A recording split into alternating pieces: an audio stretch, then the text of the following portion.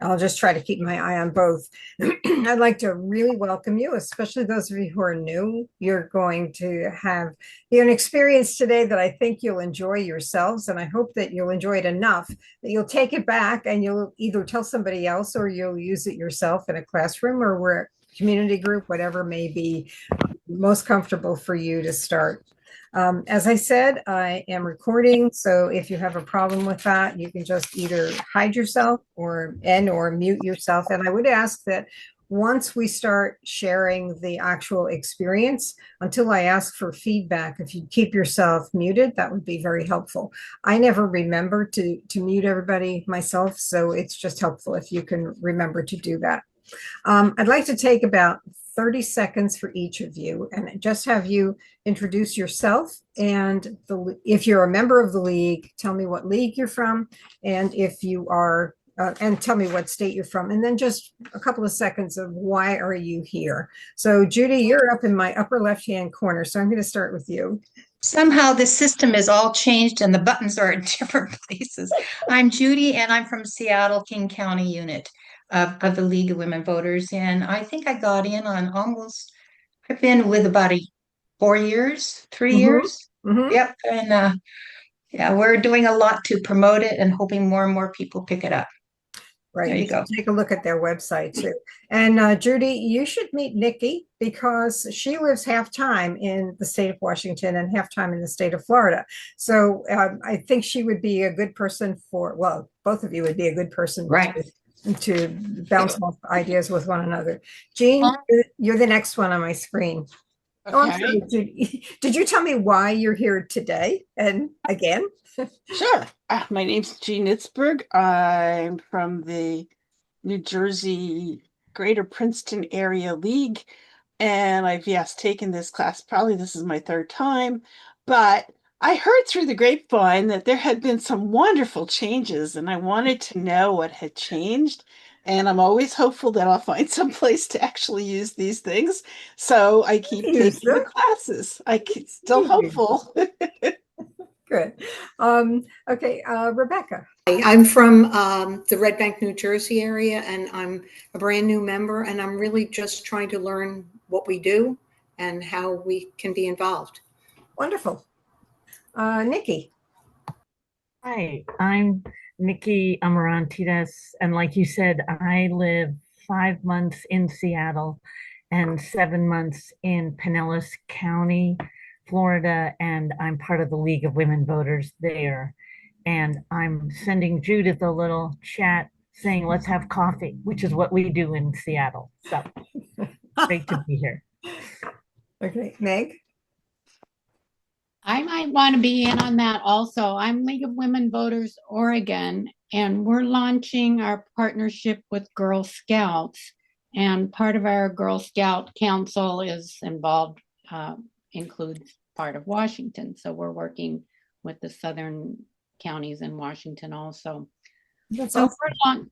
we're launching Voter Girl, which we got from Kent, Ohio, which is a badge curriculum, and other learning opportunities for Girl Scouts. So this curriculum, energizing young voters, looked very enticing. And we have an excellent student mock election program in Oregon, and we're going to be offering kind of a cafe menu for Girl Scouts of all ages. So I love to use this as a resource and find out what other leagues across the country are doing with Girl Scouts.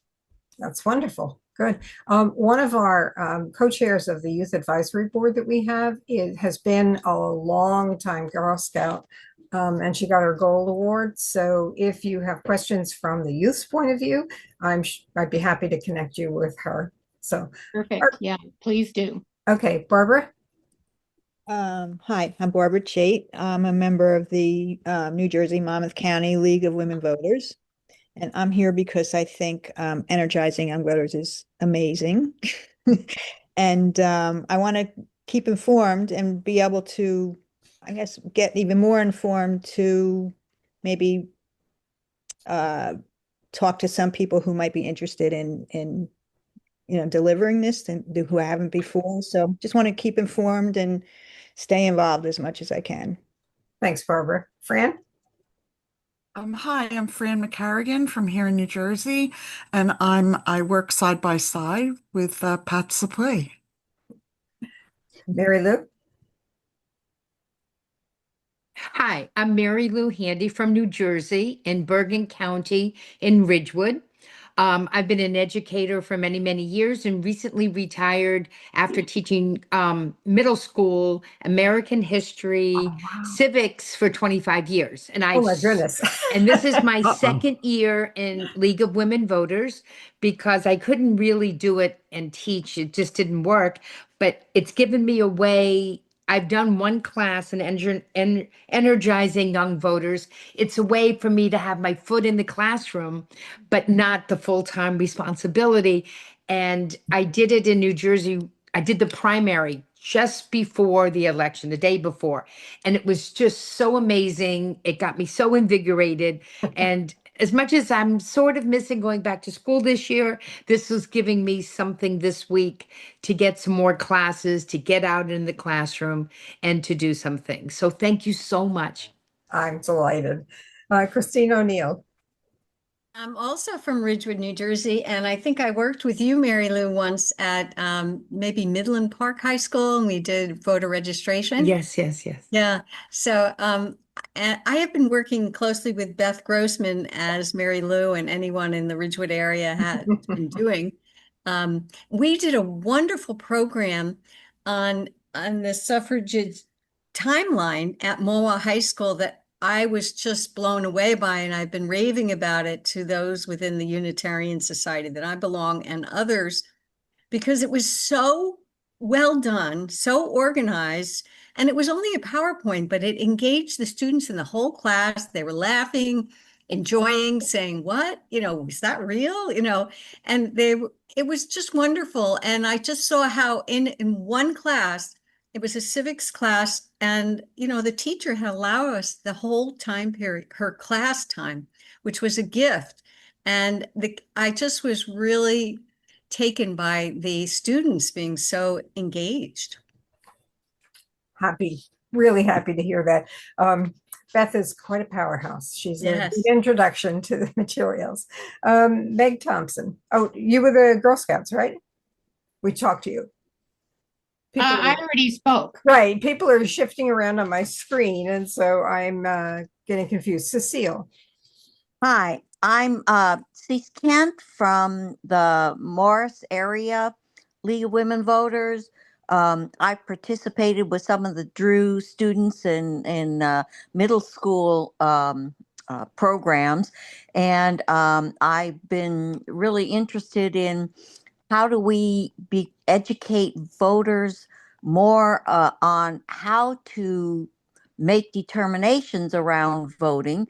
Wall Street Journal did a big article recently that people don't understand things like who and how their Medicaid is cared for, and when somebody takes it away, who they should blame, and things like that. I understand that this Energizing Young Voters has some high school version things that are helpful in helping people to understand how they should vote and how to look at policy and who they should be voting for. So I'm looking forward to that.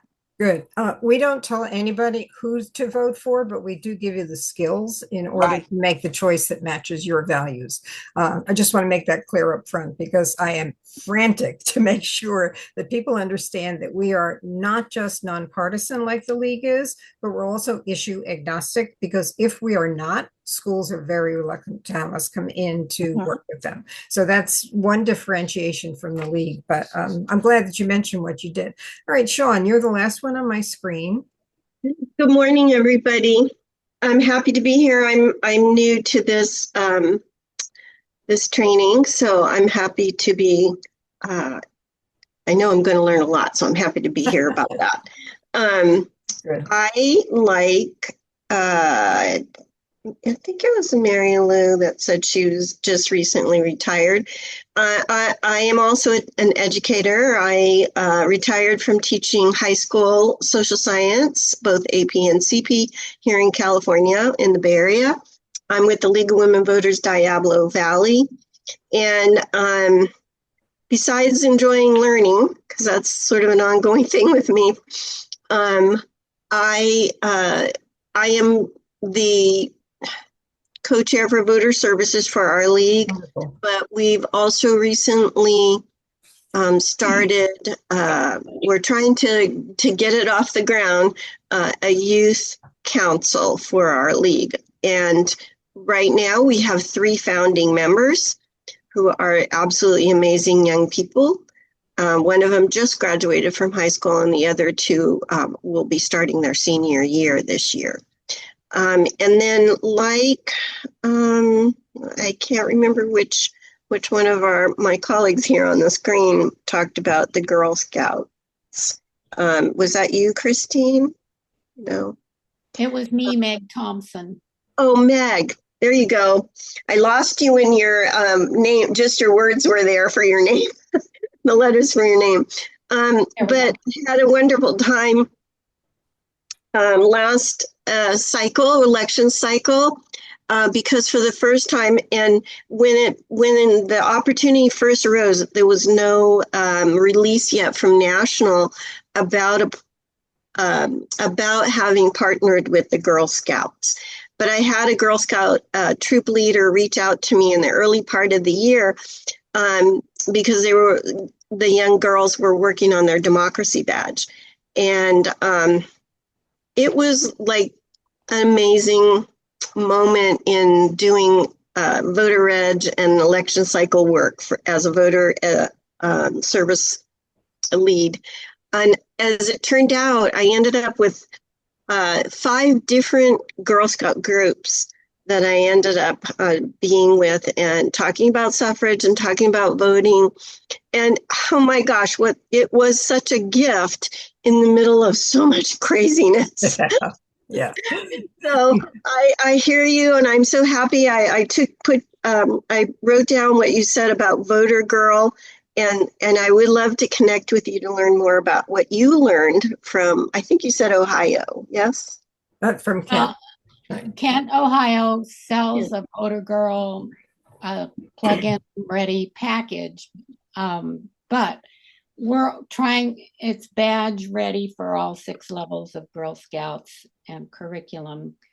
But also we're trying to integrate other levels into our offerings to the Girl Scouts. So like our mock election program and gold award mentoring and that kind of thing. So but yes, sure.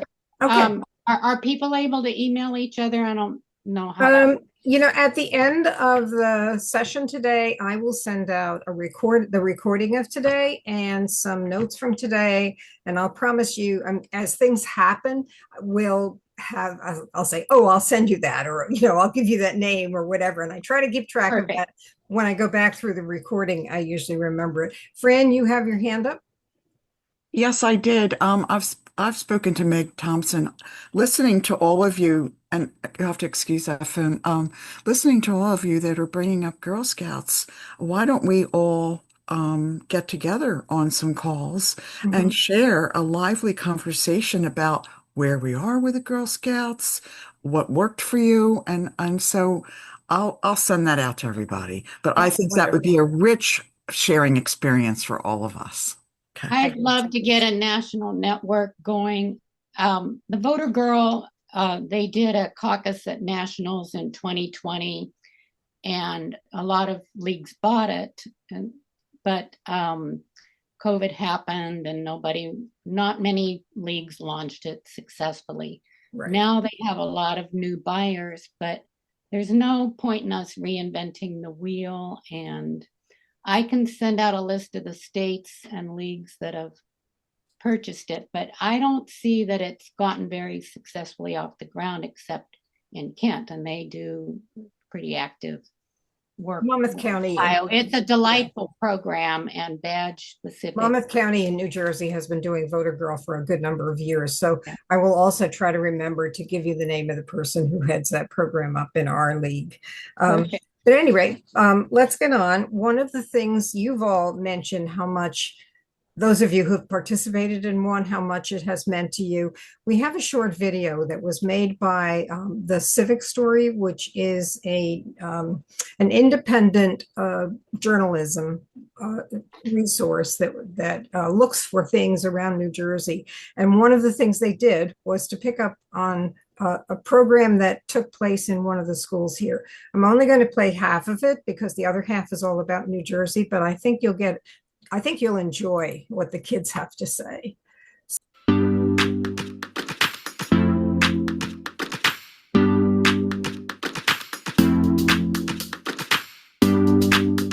In classrooms across New Jersey, students are learning that voting isn't just a right, it's a responsibility. At Cicely Tyson School for Performing and Fine Arts, myself and fellow students are taking a closer look at the history of voting and why it still matters today.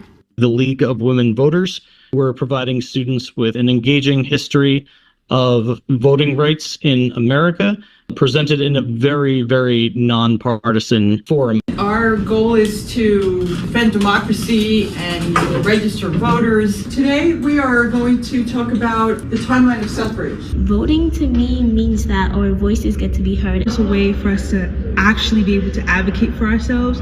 Voting is essentially our voice in this political world. From the birth of our nation, people have fought, they've gone to war, to jail, and they have died for the right to vote. But learning about voting isn't just about history. It's about the choices we make today. Everyone likes to focus on the presidential elections every 4 years, but the greatest impact that a voter can make is through participation in their local elections. Those little clips are the kinds of comments that we get from students on something that we call exit tickets. Every time we go into a classroom and have the kids experience one of the lessons, at the end, we ask them to just finish 2 short sentence stems. What's something you believed at the beginning or you thought about before this class that has changed in your thinking, especially if it's something personal? And those comments from the students are remarkable. I can only think of, out of thousands of students that I've been in front of one student who had a negative impact. That's remarkable in today's world. Now, maybe everything didn't impact them, but they each walked out with something that was important to them. And that's what's important to us. We're hoping to change attitudes towards voting. Energizing Young Voters now, after 6 years of development, has 3 basic elements to it. One of them is the curriculum, and that was really our focus in the beginning. But we also now focus on voter registration, and we're talking about student-directed or student-led voter registrations. We have a partnership with the Civic Center, which is theciviccenter.org, and they have an amazing program set up. It's so easy to implement, you wouldn't believe it. The kids can pick it up, do it themselves. What they have to do is write out a plan. They have to get one person in the school to act as a supervisor who doesn't need to do anything except sign the paper saying that it's something that they want to, supervise kids with. The kids run the drive, and then they have to write a very short report at the end. And in the past, and I think this might still be the case, those students who do it get a $150 gift card, which is very motivating. A school can have 3 students do it, or can have a club do it, and the club or those 3 students will get $450 for their school. So that's something that I think you should look up. Fran, do you want to put the Civic Center in the chat for me? And I will ask you to have your chat open today because we're going to be using it during the presentation. So that, and then we have an ambassador program, and I know that I've spoken to some of your leagues about that. When you talk about the Youth Council, that is not exactly the same thing because the Youth Council is really focused on league work. And what our ambassador program is a safe place for young people to learn the skills in an environment where it's their voices. So they learn to be They learn to promote themselves, they learn to promote their own ideas, and then they transition into the league, knowing that they've got important things to say without worrying about old ladies like me telling them what they should say, or if there's an old lady like me that says that's a stupid idea, they know it's not really a stupid idea. They can stand up for themselves.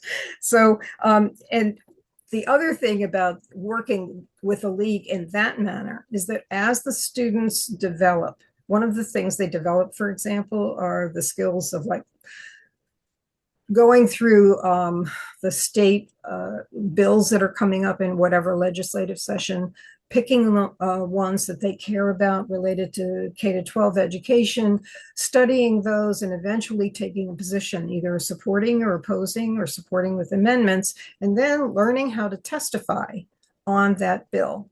And they actually go to Trenton, which is our capital, and testify. That's advocacy that we can't do. So we give them the skills, and then we say, here, league, you take them.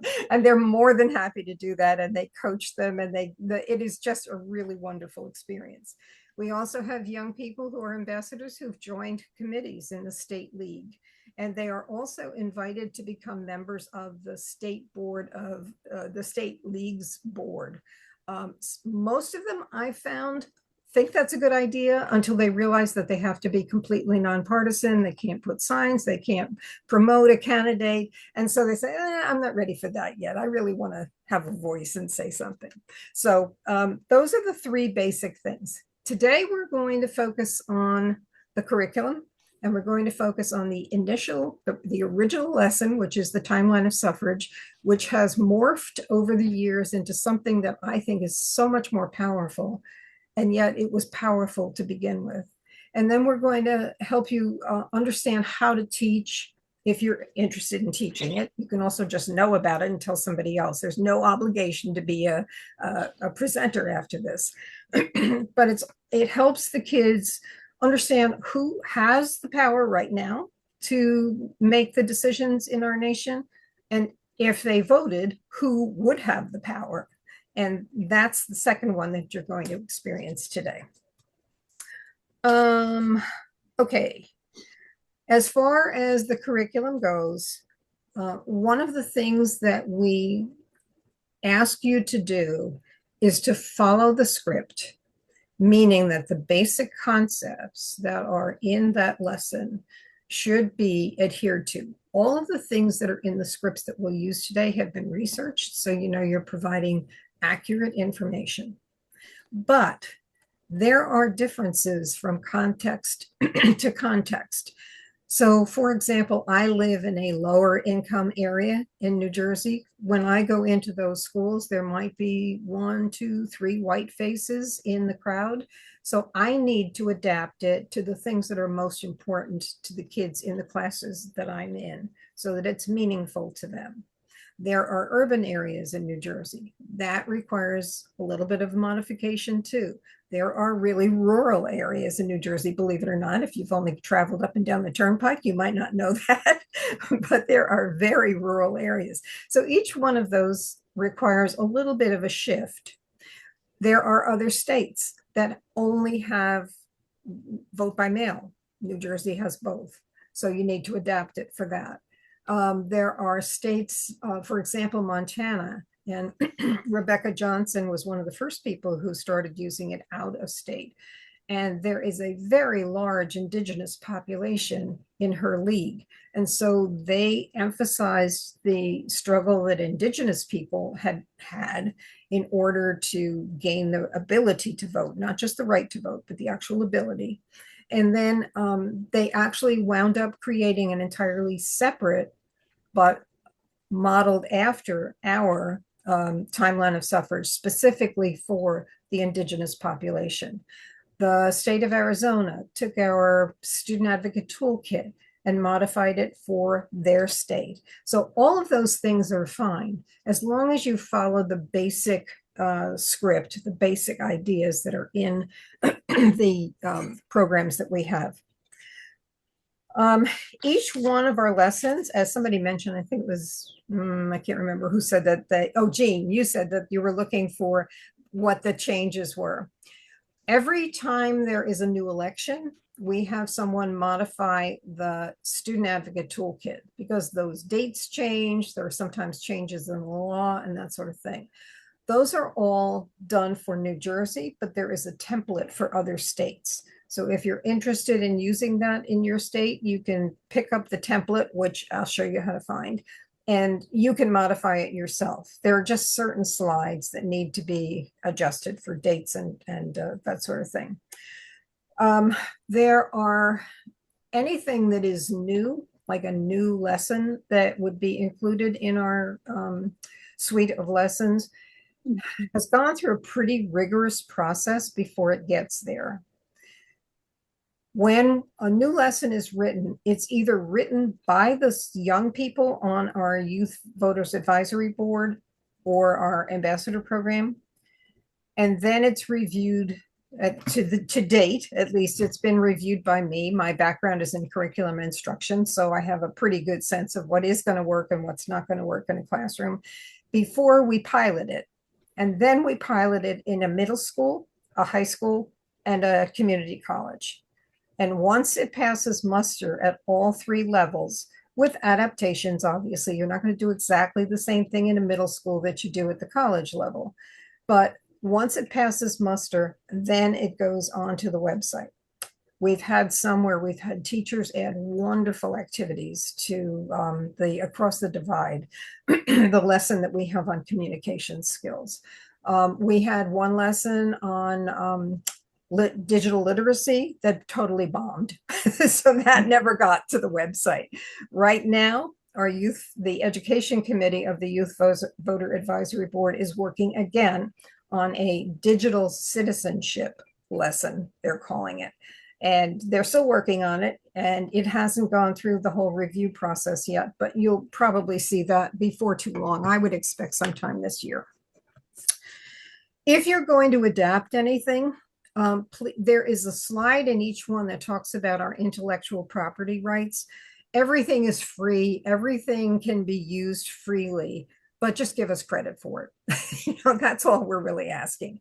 If you create something new, a new slide, a new, like for the indigenous population, please give yourself credit for it. Put it on the slide itself so that we know who it came from and where it came from. Whenever you make a slide or adapt a slide, please carefully check whether or not there are copyright restrictions on that. The League of Women Voters has a whole bunch of free images that you can use. You can use the Creative Commons tab on Google Images, but you've got to make sure that nothing is going to come back to haunt you or haunt us because we've already been fined. That's how I learned. Thought it was a free image. It was not, and I hadn't checked carefully enough. And it doesn't matter whether you thought it was okay or not, you still get fined. So, so that's the only thing. And of course, if you're going to add a slide, just really double check it for accuracy. Have more than one person look at it, make sure that it is true. Sometimes we have actually had our Board of Elections look at things to make sure that they're accurate for us. Okay. So on to goals for today. You're going to experience the lesson yourself. You're going to find out where you can find these things and what extra materials are available to you when you're teaching either of those lessons that we're going to do today. And I also want to make you aware of the fact that there is a multilingual capability. The timeline of suffrage is available in Spanish as well as in English, and there is a dual language version as well. The slides are dual language. But lately, Pat Schmeidel, who is one of the other people like Fran, who has worked really closely, is piloting a program that will do simultaneous translation of anything that you do in dozens of languages. So when we are more comfortable and feel knowledgeable about that, we will make that available to anybody who is interested in teaching the lessons. Very exciting. Okay, The timeline of suffrage, as I said, has morphed.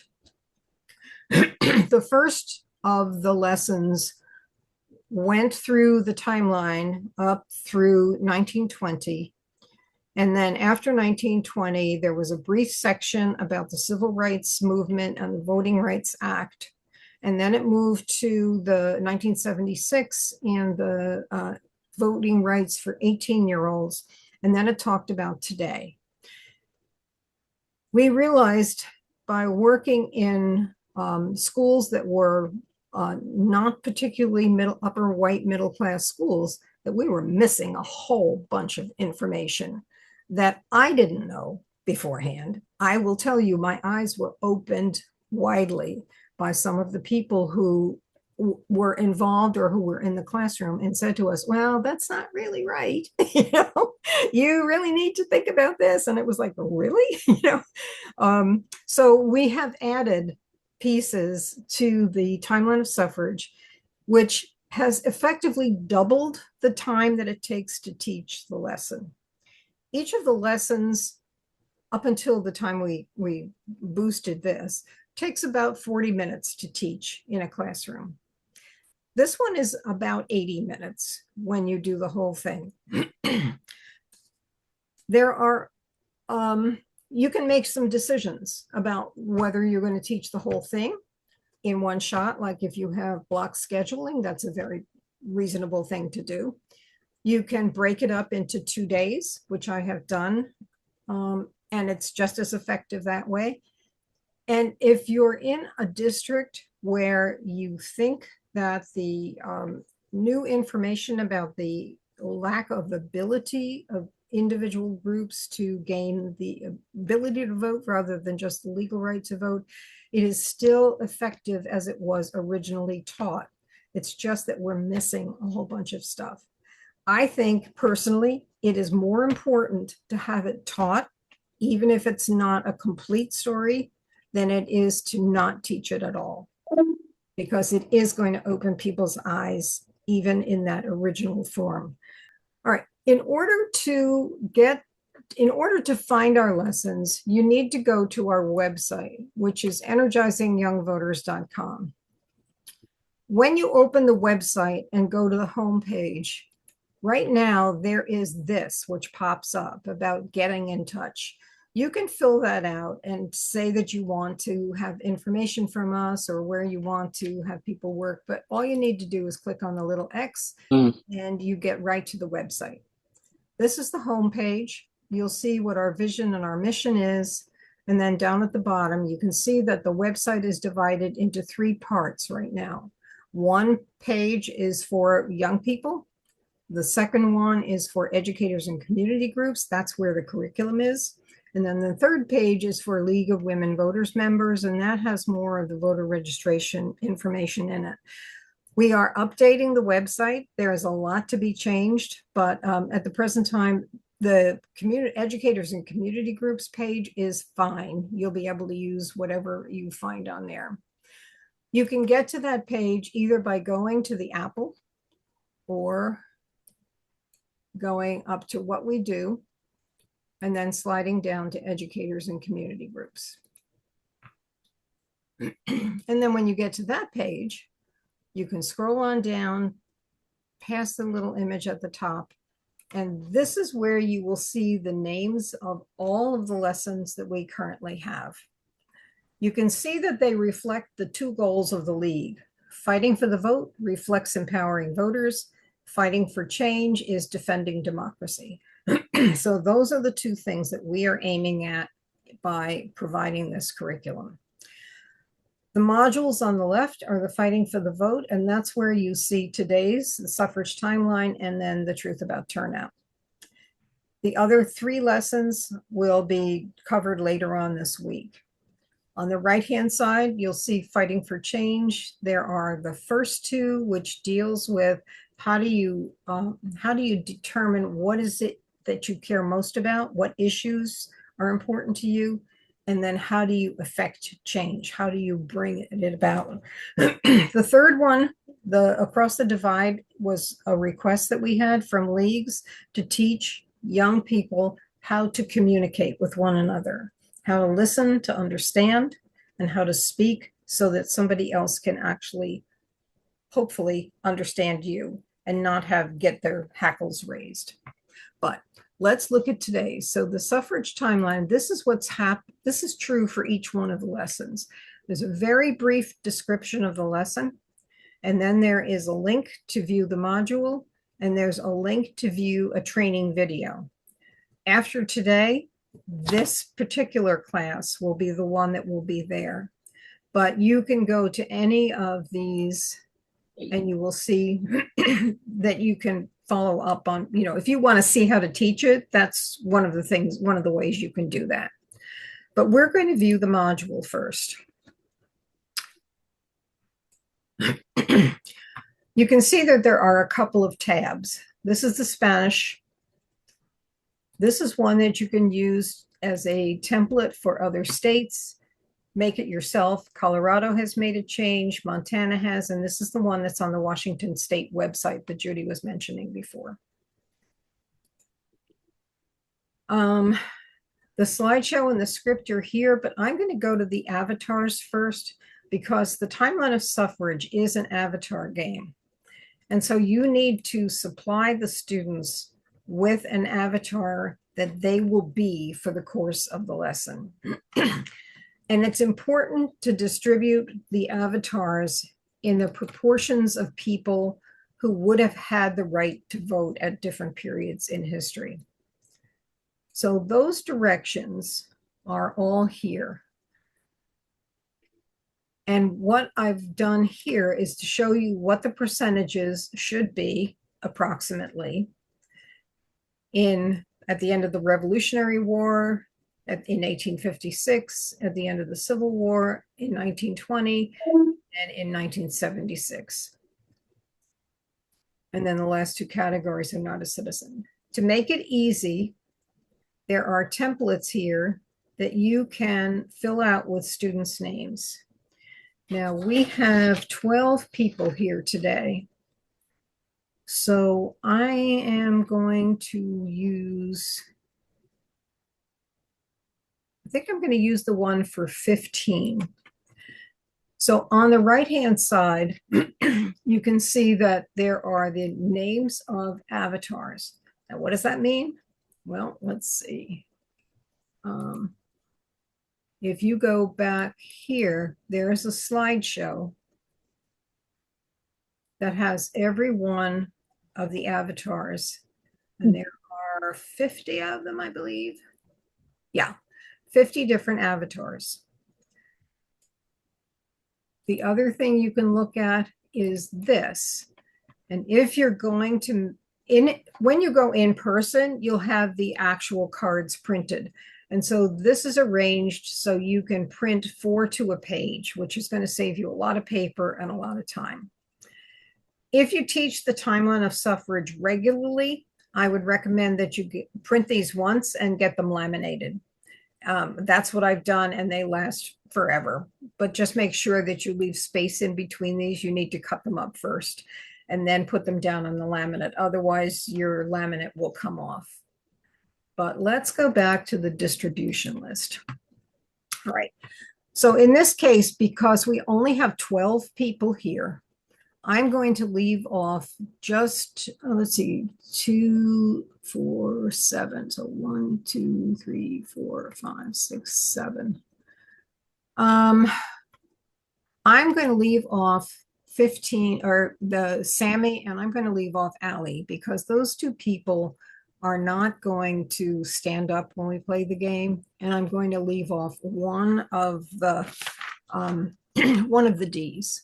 So I'm going to actually put your names in here, and that's who the avatar is going to be. And then I'll show you your avatar. So you've got your thing. So this will be Victoria. You're going to be George. Oh, wait a minute. Victoria's not here. That's going to be Barbara.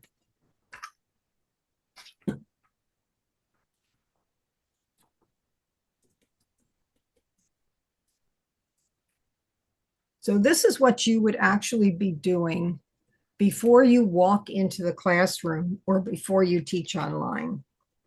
And if you're teaching online, I'll talk to you more about that. Okay, Cecile. Rebecca.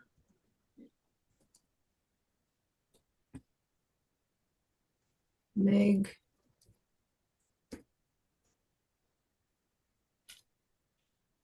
Nikki.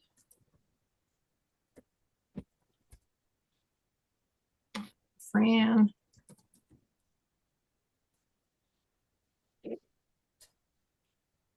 Mary Lou.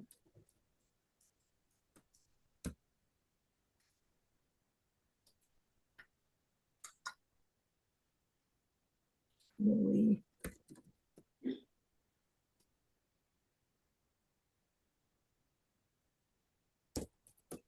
Julie. Jean.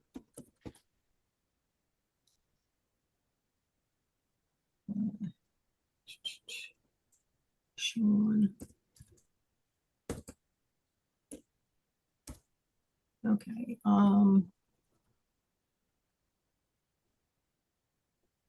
Mary Lou, I'm going to change you.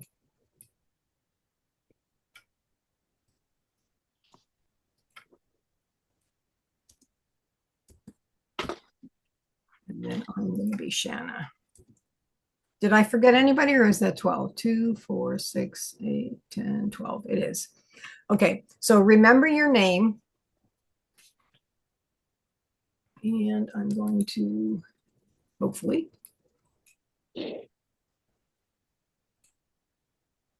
You forgot me. Oh, who? Christine. Christine, I'm sorry. No problem.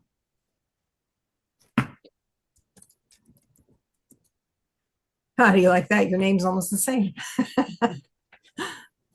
Okay. Now, okay, on the avatar, George, there you are. No, that's me. That's you. All right. So do you see you're a man, white man, 64 years old, you own property. Don't worry about citizen, because there were no such things as citizens versus non-citizens up until the Civil War. So just remember those few things. Okay. And Cecile, you need Arthur. All right. So you're a white man, 45, and own property. Rebecca, you're Bill. So you're white man, 21, but you don't own property.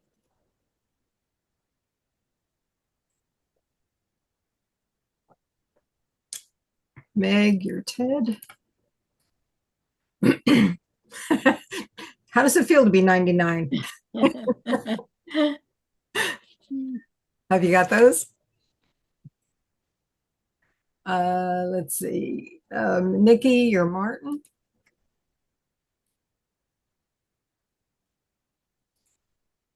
So you're a black man, 40, and you own property and you're a citizen. There's where citizen is going to make a difference. And Fran, you're going to be David.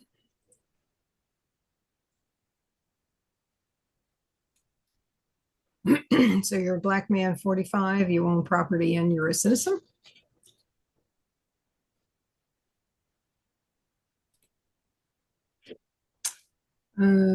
Lily, you're going to be Jill. First woman there. Okay. You're black, young woman, 25, don't own property.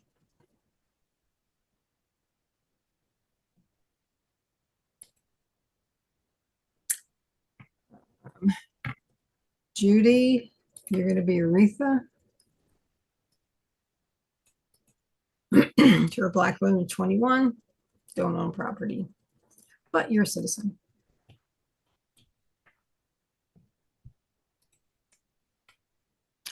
I got mine. You're I gonna got it. You're going to be Michelle. Right. Black woman, 54, own property and a citizen.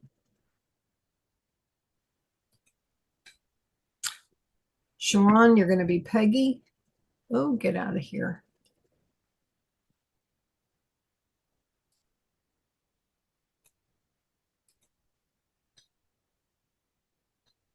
All right.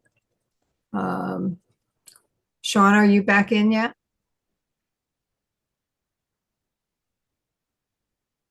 We're going to see where here's Peggy. I am here. Oh, there we go. Okay. I was looking for your card. So you're a white woman of 50. You don't own property, but you're a citizen. Mary Lou, you're going to be Rose. Oh, I hate these things. Okay, African American, 68, own property, and a citizen. I'm Christina. Yes, you're Christine. Christine is Christina. Yeah. That's my niece's name, actually. I like that name. Oh, thank you. Where did she go? There she Yeah, is. there it is. That's white. No, Latina. Oh, Latina there. Okay. Woman, 21, don't own property, and Okay. a citizen. And then I am, I'm Shanna. Okay, just change my name.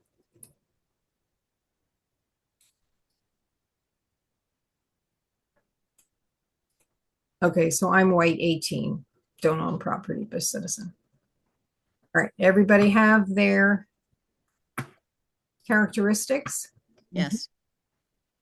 Okay, and you can see these, this is fine when I'm teaching like this, but if you are printing these out, you're going to save yourself a lot by actually doing them, having them printed 4 to a page. Okay, so that's the avatar. Any question about how to set it up so that you've got the right percentage of people for the number of people you have in a class? If you had more than that, you'd have to double up. No, good question. Okay, so this is 15. There's one for a class of 20, class of 25, class of 30. Nice. And that's it. If you had more than that, you would just go back to that percentage chart that's right in the beginning and figure out how many you need to add to each one of the groups. Oh, good to know.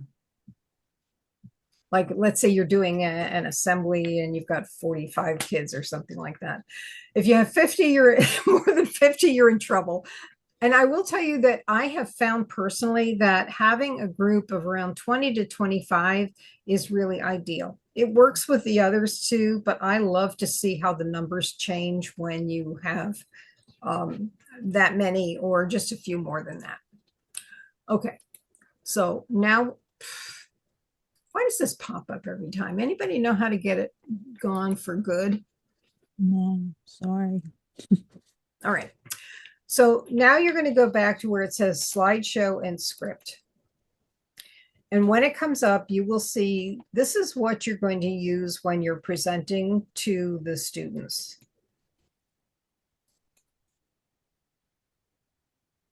And those of you who've seen this before, one of our young ambassadors said, that background that you have there, that's kind of dull. That's kind of old people.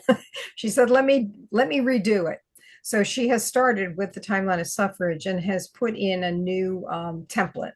And I think it looks very sharp. So I'm happy that she decided to do that. But so this is what you would use. I've hidden slides because you're not going to use those with the kids. That's just for your information. If you are teaching a class that is smaller than 10 or probably smaller than 12, there are slides in here that show you what a class of 25 would look like as you're progressing through the program. I'm going to leave those up so while we are going through the lesson, you can see how it changes, how this slide changes over the course of time, which helps people understand better what it looks like in terms of the voting population. So I'm going to leave that up. I'm going to turn this down and I'm going to go to the script. Okay, now if you think back to that video at the very beginning, that was Pat Schmeidel teaching the class, and she actually had this script in her hand, and she actually read it from the script. Now she knows it pretty well, but that's all right. You know, having it in your hand while you're teaching can sometimes make you feel more comfortable. It is a story, so reading a story makes sense. Even when it's not a story, having the paper there with you makes sure that you don't make mistakes. Now, what I usually do for myself, especially if I'm sharing a presentation with another person, which I highly recommend, by the way, because if there are two of you in the room, should something happen and one person need to leave for any reason, you have a backup. If some person gets sick, you still have a backup, so you don't have to worry about backing out of a presentation. What I do if I'm teaching it, I print it myself, but I also highlight the blocks that I'm teaching. So in this one, for example, let's see, let's just do it with this.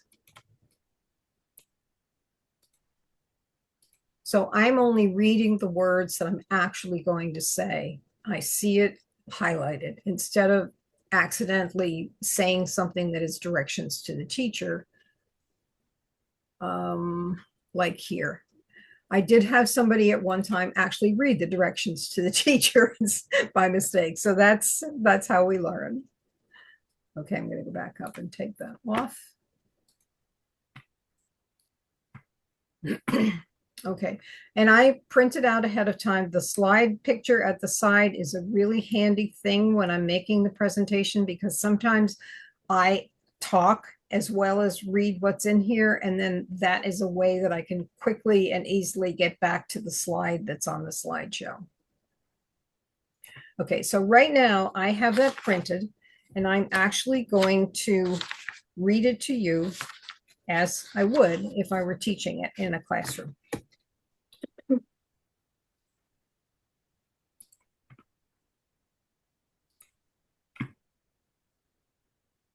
Okay.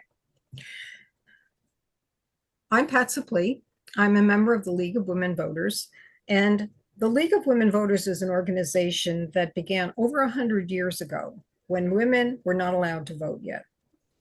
They fought for voting rights then, and we continue to work towards suffrage for all citizens who are eligible to vote, even today. We're nonpartisan. What that means is that we don't take sides in politics.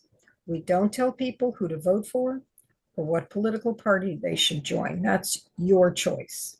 However, we do help people understand how important voting is and how to do it. Is suffrage a familiar term? And in most cases, some kids in college will know this, but not too many of them do. Suffrage actually means the right to vote, and that will pop up. This needs to be adjusted. I didn't notice that when I went through it last night. But suffrage means the right to vote. What does it sound like to you? What does suffrage sound like? And at this point in time, you can unmute yourself and you can just give me the answers to questions that I might ask you. So what does suffrage sound like? Sounds like people were suffering before they had the right to vote. And that is what students will tell you. And you can say, that's true. And though they're not from the same root word, there were many, many people who suffered and even died in order to get the right to vote. Why is it important for suffrage for us to have suffrage? Well, the people who win elections make laws. The voters decide who wins elections. So people without the vote are actually without power. Those in office don't listen to them. Instead, they pay attention to the voices and the needs of those who will keep them in that office, the voters. For this reason, from the very birth of our nation, people have fought, they've gone to war, they've gone to jail, and they have died for the right to vote. I'm going to ask you to open your minds today, and I want you to shift your perspective just a little to see the world as they saw it. Now, in New Jersey, and I'm going to skip through this one because in this case, you would change this based on your state. You would make it reflect your state. We had a recent change in law here so that even former felons can now register again and vote again after they've been released from prison, even if they're on parole or probation. So we're pretty happy about that. That was a lead goal. Okay, so we're going to build the suffrage timeline. Each one of you has a card, or you know what's on your card in this case. You're going to be taking the identity of someone who is not at all like you, and that's okay. You might be a female, even if you're a male, or the other way around, and that's okay.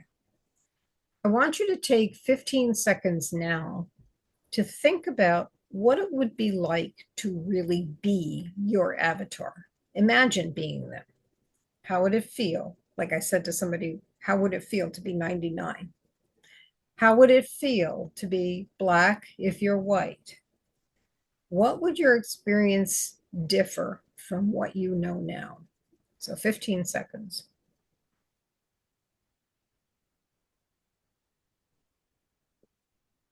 Okay.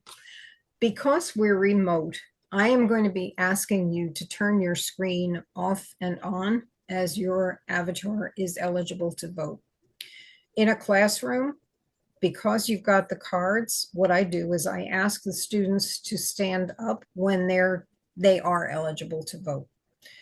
They don't stay standing the whole time, but the first people who stand up need to stand up each time. And you may need to prompt them a little to do that, but it's easy once you've done it one time. Okay, it's important to recognize that there were many people on this land before the original colonies were established. But for our presentation, we're going to start with the Revolutionary War and the establishment of the United States as a nation. Prior to 1775, we were the 13 colonies of Great Britain. Laws to control us were made by the Parliament in England. We couldn't vote. We had no representation in that Parliament. So we were powerless to control our own country. Because of that, eventually we declared our independence from England and started the Revolutionary War. This is a case where I'm going to ask you to shift your thinking just a little. I'd like you to think about the Revolutionary War as a fight for independence, yes, but it was also a fight for suffrage. It was a fight for the right to make our own decisions about our own nation. We won that war, and we became an independent country, but we paid a high price. 17,000 Americans died in the Revolutionary War, and many more were wounded or were prisoners of war. The Revolutionary War is one example of people actually dying for the right to vote. So we won the war.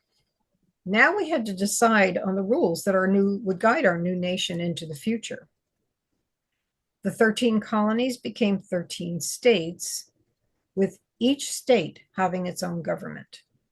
There was no central government yet to keep the states together.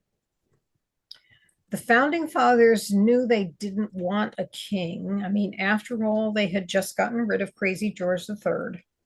So they had to define something brand new. And a constitution was needed, clarifying the roles of the central government and of the states.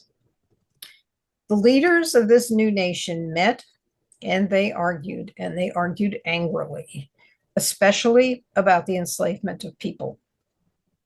To achieve a constitution they all could agree to, they put off solving the issue of slavery. You might be tempted to think that everyone in the new nation would now be able to vote and have a say in how things would be run, but not yet. When it came to the debate over who could vote, one of the things the founders decided was not to define voting rights and requirements at the federal level. Instead, they gave that responsibility to the states. And this is a theme that you will keep returning to again and again.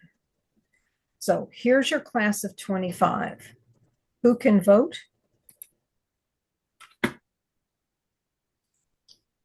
All right, so this is the first election. It's 1788. It's the first US election. If you're a male, white, 21 or older, and own property, you are going to be eligible to vote. Okay, I am going to ask you, if you can vote, please leave your screen on. And if you can't, please turn your screen off.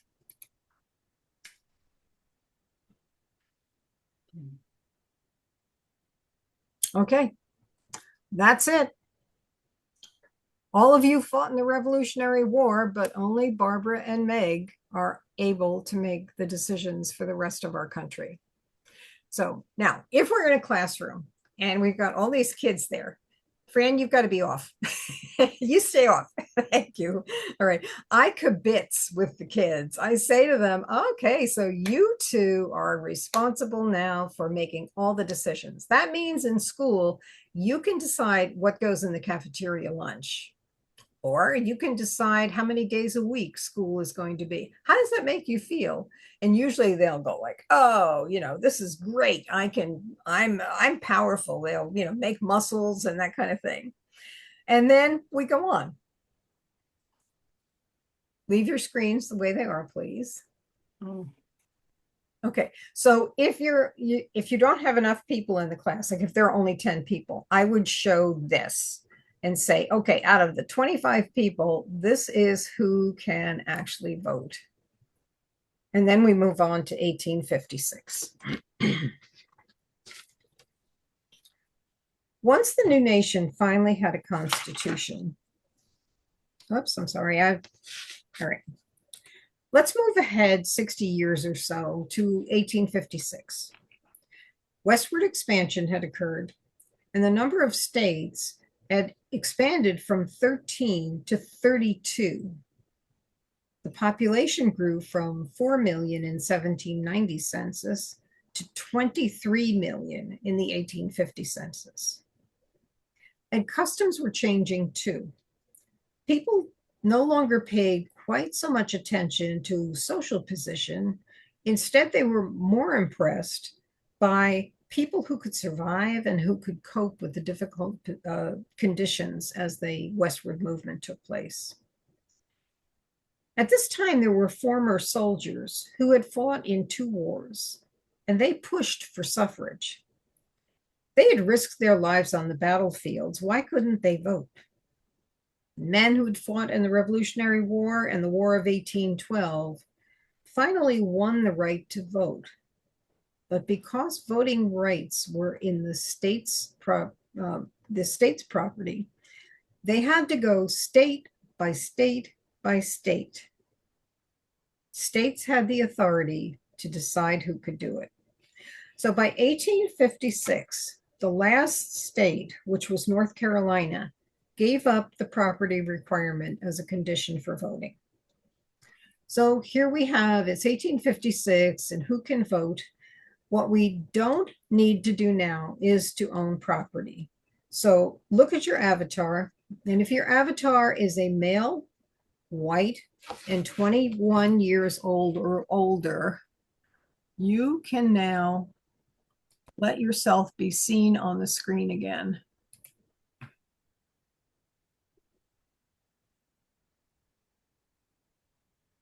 Okay. Look at this. It's doubled. The number of voters are twice as much. So how does it feel? Mary Lou, how does it feel to you to finally have the power to vote? You're muted. No, I'm sorry. I was looking to, it has to pop up. It's about time. Something my grandmother fought for, when she told me about that too. And that's the beauty of so many things that I think I know a lot of us are older than some of the current teachers, but I think we have so much to offer because our ages have given us the opportunity to live through things. I was only 18 in 1972. I got the right to vote. So when we give those personal stories about that, and I think we all can say that, it really is meaningful. So it has meaning to me, and that comes through in my presentations. Good. One of the things that I would just caution you about is not too many personal stories, because Right. what we've found is that sometimes that turns the kids off. They're more interested in themselves than they are in us. Rebecca, it's 1856. You now have the right to vote too. How does it make you feel? And Mary Lou, you can keep your screen on now. You're voter eligible. I feel empowered. I'm just starting out. I'm 21. I'm, ready to make some important decisions. Good. Okay. Barbara and Meg, do you realize that your power was just cut in half? How does that make you feel? Well, I would have been long dead because I was already 99. Oh no, you're 99 and you now have the power to vote. Barbara, how about you? What does it do when you, all of a sudden your power is cut in half? You're muted. I'm sorry. Can you hear me now? Yes. I don't like that at all. I really want to have all the power.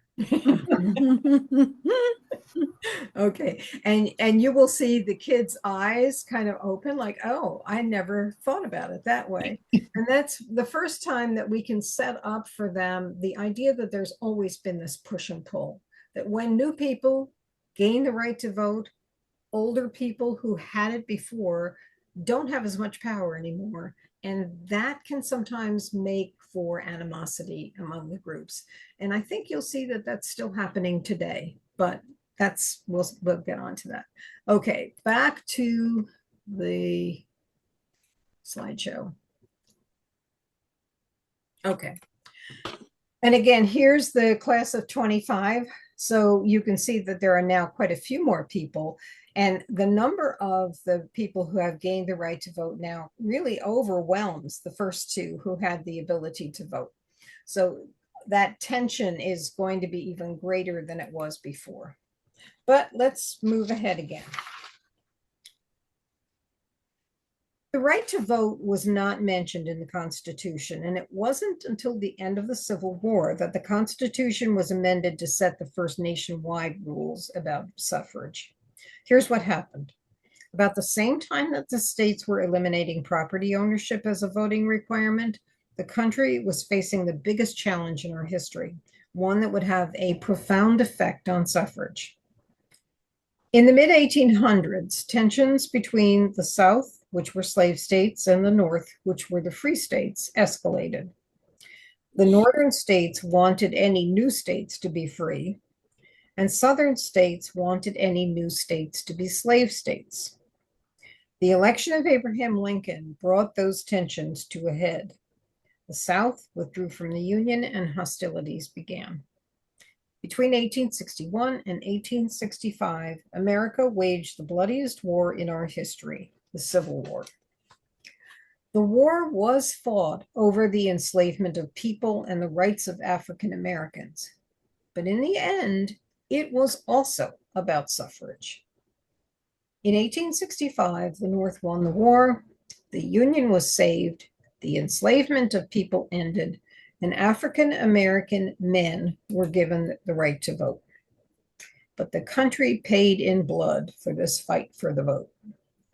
Between 650,000 and 850,000 Americans died as a result of the war, more than in any war we've ever fought. 620,000 Americans equaled 2% of the nation's population in 1860. That would be the equivalent of losing more than 6 million Americans today. And just for reference, we lost 1.1 million during COVID. So that's pretty substantial. 1 out of every 4 soldiers who went to war did not come home. Freeing nearly 4 million formerly enslaved people left really important questions. What rights did the newly freed African Americans have? And were the formerly enslaved people citizens? And if they were citizens, could they vote? 3 constitutional amendments achieved the answers to those questions. In 1865, at the end of the Civil War, the 13th Amendment to the Constitution passed, and it ended slavery. In 1868, the 14th Amendment made all people born in the US, including the formerly enslaved, citizens. And that's the first time that word appears in our country. The 14th Amendment to the US Constitution provides that with a few discrete exceptions, people born in the United States are citizens of this country, irrespective of race, ethnicity, or the national origin of their parents. 2 years later, in 1870, the 15th Amendment changed the suffrage laws across the country. It gave African American male citizens the right to vote. The 15th Amendment states that, and this is a quote, the rights of citizens to vote shall not be denied by the United States or by any state on account of race, color, or previous condition of servitude. The 15th Amendment is the first time the federal government steps in on the question of voting. So who has the authority to decide who can vote? And in this case, the states would be an answer that I would expect from the kids. And so this is the first time that the federal government puts a limit on that power. All right, so this wouldn't be crossed off yet, but we would ask the kids what would have to be crossed off here, and white would be crossed off. So now look at your avatar, and if you are a male and 21 years old or older, you can unblock yourself. So we should have. Can that person be black? This is the end of the Civil War, yes. Okay, thank you. So if you are a male and 21 years old or older, you should be on, we should see your face. I think we're missing a few people. Oh well. There should be, again, about 3 or 4 faces, 3 faces, I think, that would show up here. And this is why I said it's good to have the, so now you can see that, again, there's been an increase. But again, only 3 additional people compared to the first. And look at all this red spot around there. If you haven't been able to turn your camera back on yet, why can't you do that? Can you tell me, just unmute yourself and tell me why you can't vote yet? Because I'm a woman. Okay, somebody else? I'm a woman too. Okay, And I'm a woman. Oh, no, I'm a woman. Never mind. Okay, I can't vote yet because I'm under 18, or I'm between 21 and 18, I think it is. I lost my paper in front of me. But at this point in time, you can see that there are far more people and it's far more representative government than it was before. But let's go back. Right, so all women could vote, had the legal right to vote after the 19th Amendment, but not all men or all women could actually vote. Once the 19th Amendment passed in 1920, the work for minority groups was not yet done. While Black men and women had the legal right to vote, in reality, they couldn't. And as we'll soon learn, Asian American Pacific Islanders, Indigenous people, Latinas and Latinos, also had to continue to fight for full voting rights all the way to 1965 and beyond with the passage of the Voting Rights Act. So at this point in time, in a classroom, you would have all these people standing up. And on the screen, it's going to be hard for me to show you turning your screens back off, but I'm going to show you with this, the chart that's here. If your avatar is a Black man or a Black woman, would you please turn your screen back off? If your avatar is Indigenous, would you please turn your screen back off? If your avatar is a disabled person, would you please turn your screen back off? If your avatar is Asian, would you turn your screen off? If your avatar is Hispanic, would you please turn your screen off? All right, what just happened? We shrunk. Yeah. Lost voters. About how many people are showing now? What, you know, if you think back through the years, what is this kind of representative of? All the way back to, pardon? Before the Civil War. Right, all the way back to about 1856. Voter suppression. That's it. Voter suppression was very effective at keeping white men who were 21 or older, who even those who didn't own property, in power, and suppressing the votes of many others. Now, obviously, there were women who could vote. There were some Blacks in some areas and some, not necessarily the other groups who could do it easily, but generally, it really cut out the minority populations that exist. Okay, so now what was the question that you had? Because at this point in time, there's like an emotional, like a breath in. People say, oh my gosh, what really happened here? You had a question. Who was it? Sean, was it you? Yeah, I had a few questions. At the beginning, when you were mentioning, at the very beginning, when they were talking about creating the Constitution. And so in the script, there's no mention of the first Constitution, which was the Articles of Confederation. No. Okay. And also there's, I mean, there was local voting for town hall members when we were in the colonial period. So we are not even gonna, that's not. Because of the time constraints, it really had to be much more drilled down into the thing that was really essential for the voting rights, even though even in New Jersey, for example, Blacks and women could vote very early, but then that right was taken away. So you just have to, you know, it's really hard to make it fit. Yeah, it's hard to, and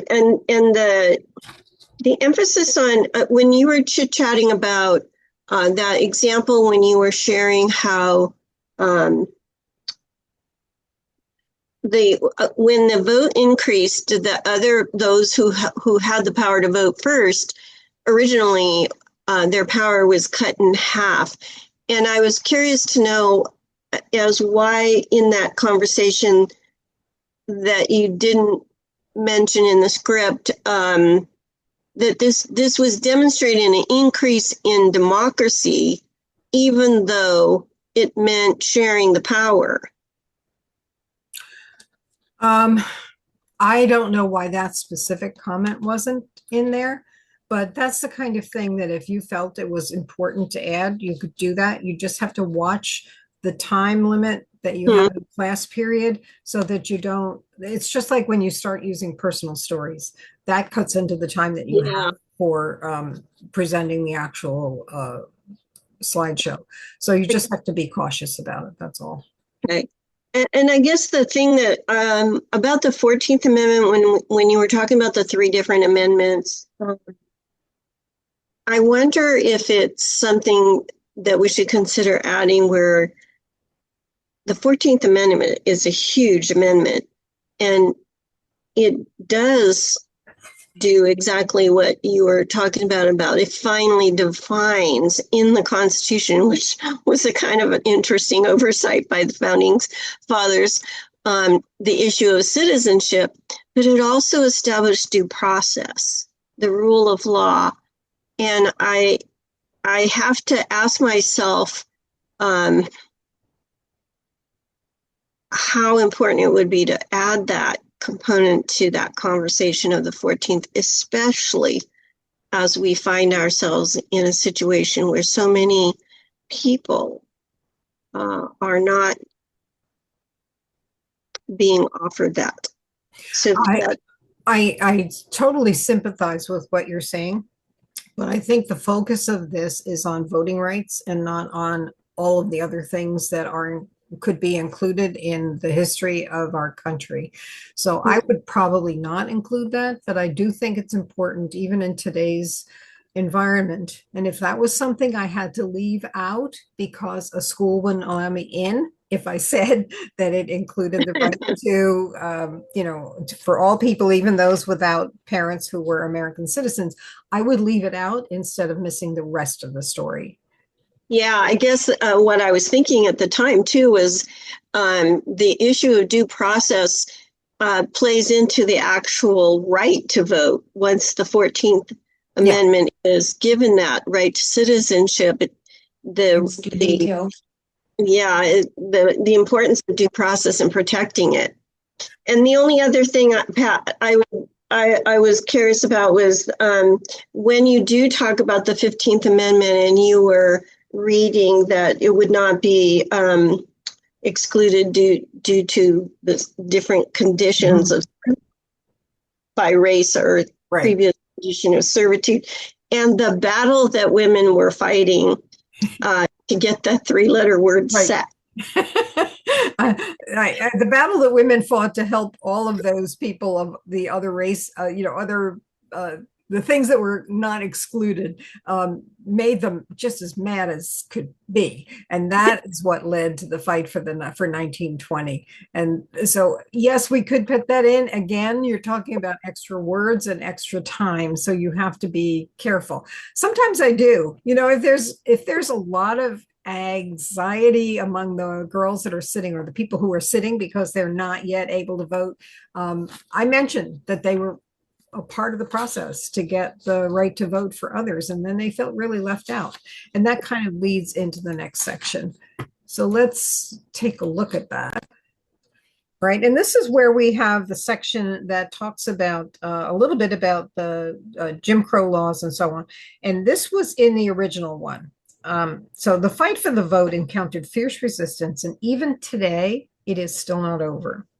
We've seen how the state laws or the Constitution itself have changed over 2 centuries to remove barriers to voting, to include the poor, to include non-landowners, Africans Americans, and women, but there's much more to the story.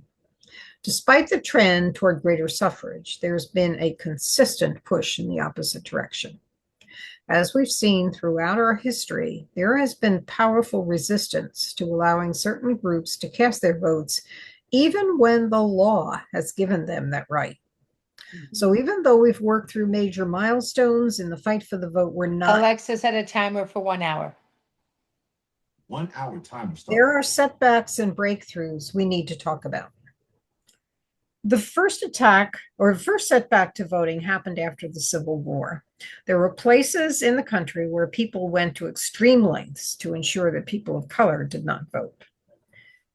Local laws and state laws were passed that kept the races separated and did everything possible to prevent Black citizens from voting. These were called Jim Crow laws. The word Jim Crow means racial segregation and discrimination enforced by laws, customs, and practices.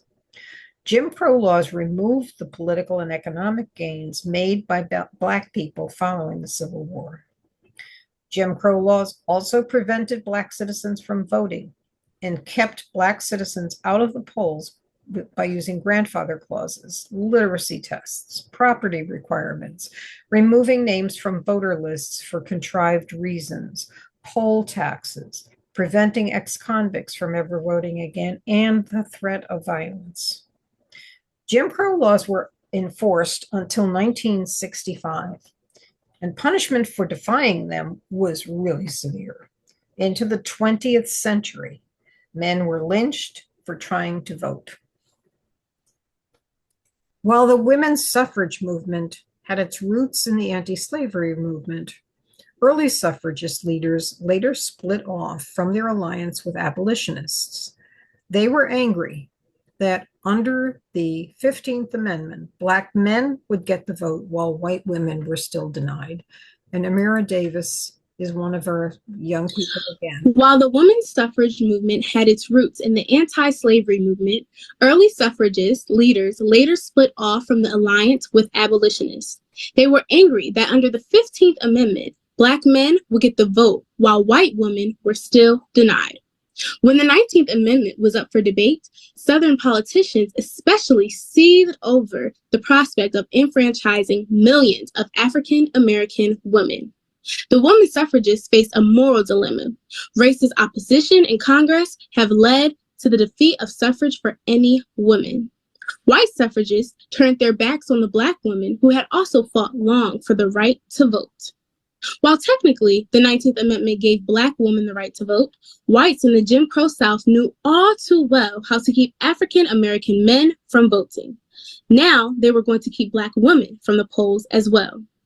1920 and the passage of the 19th Amendment marked for Black women the start, not the end, of the fight for the right to vote, a fight which lasted until 1965 and the passage of the Civil Rights and the Voting Rights Acts.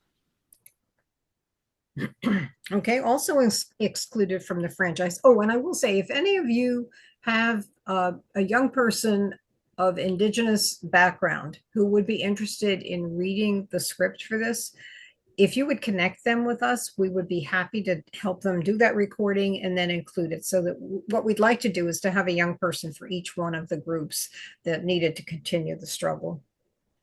So anyway, also excluded from the franchise were Native Americans, many of whom were not made American citizens until 1924 with the signing of the Indian Citizenship Act.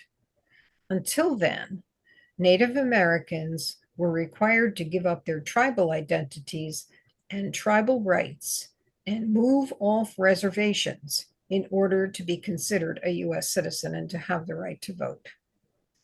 Even though Native Americans had the right to citizenship and the right to vote in 1924, some states still found ways to keep them from voting.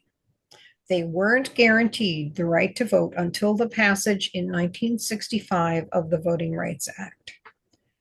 Voting rights activist Gertrude Simmons Bonin Sikalasa of the Yankton Sioux Nation was prominent in the women's suffrage community.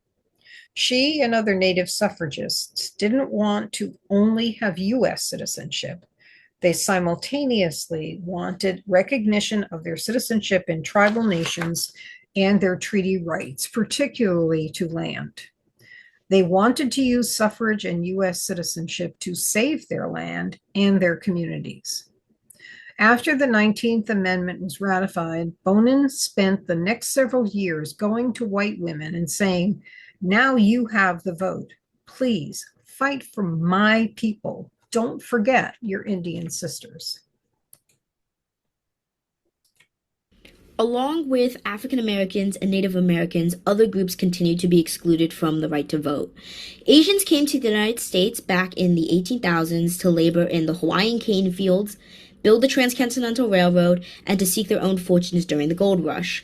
Although their labor was invaluable, federal regulation prevented Asian immigration and birthright citizenship, so allowing Asian Americans only the right to vote starting in 1943. Among those advocating for suffrage was a young woman named Mabel Pinghua Lee. As a teenager, older than not many of you, Lee became a very powerful voice in the suffrage movement. People talked about her speeches and how the audience was mobilized by her ability to captivate the audience and keep their attention. Many suffragists thought she was phenomenal, so much so they asked the 16-year-old Lee to march on horseback in the front of a major suffrage parade in New York City in 1912. It would take more than 20 years after the 19th Amendment's ratification for Lee and the other Chinese American immigrants to become eligible for citizenship and thus win the right to vote. It was not until 1943 that Chinese immigrants could begin naturalizing as U.S. citizens. Truly broad access to American citizenship and voting rights was not available to Chinese and other Asian Americans until the Immigration and Nationalities Acts of 1962 and then the Civil Rights Acts of 1965. These removed the barriers to immigration and citizenship for many individuals.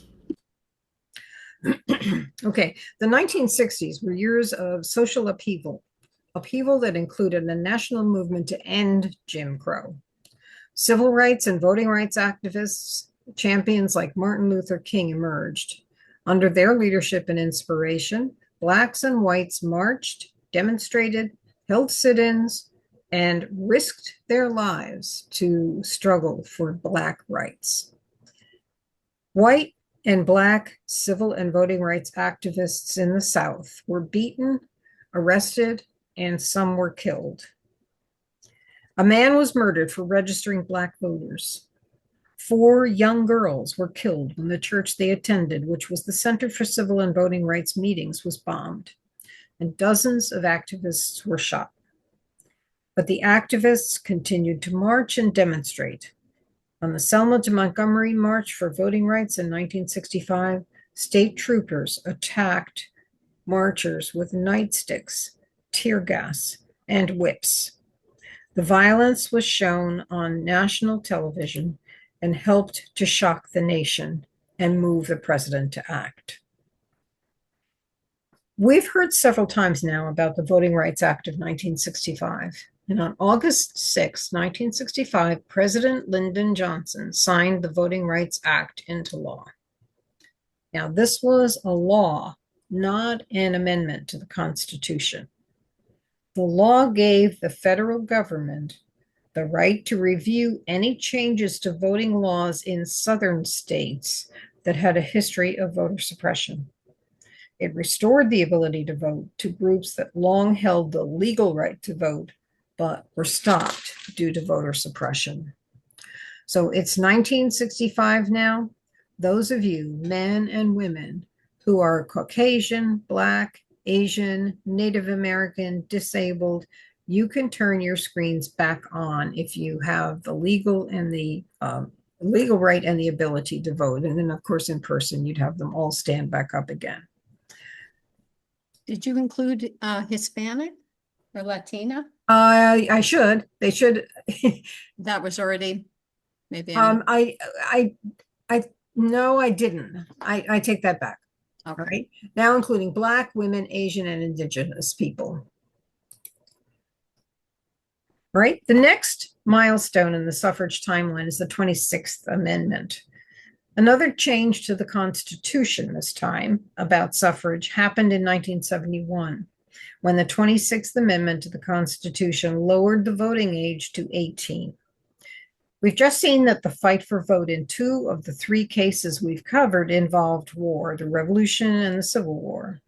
The 26th Amendment indirectly involved war as well. Here's the background. Every male in the U.S., even today, is required to register with the Selective Service on his 18th birthday.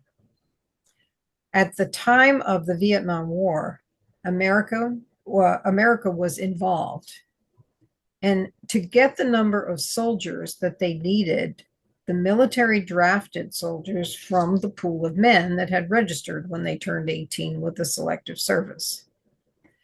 The Vietnam War was very unpopular with a large part of the American public.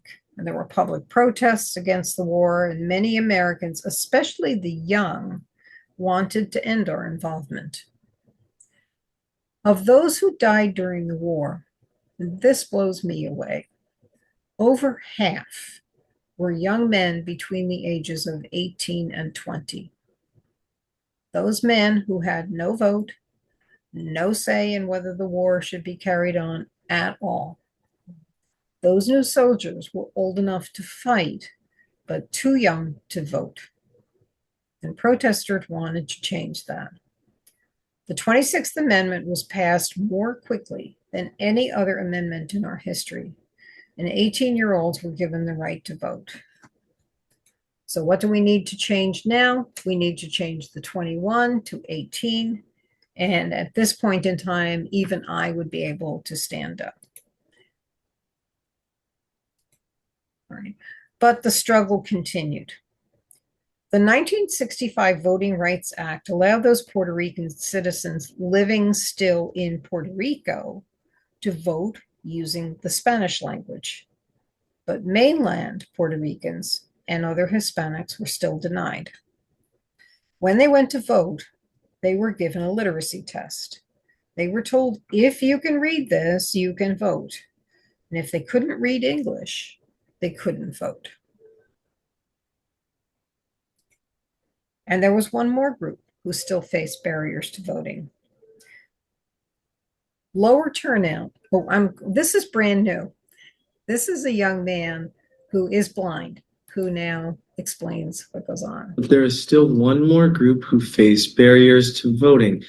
Lower turnout among people with disabilities was a result of barriers to the ballot box.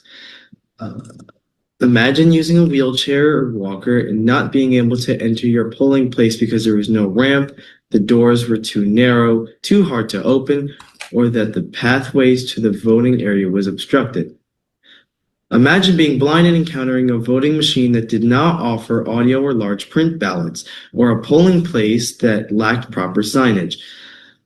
Several federal laws now protect voting access for individuals with disabilities. The 1984 Voting Accessibility for the Elderly and Handicapped Act mandated accommodations so voters with personal physical challenges now have greater ability to vote.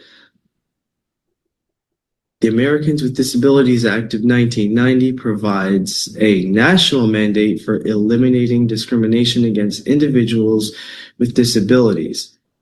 The Help America Vote Act of 2002 specifically provides that an accessible voting system must provide individuals with disabilities the same opportunity to vote privately and independently that others would enjoy.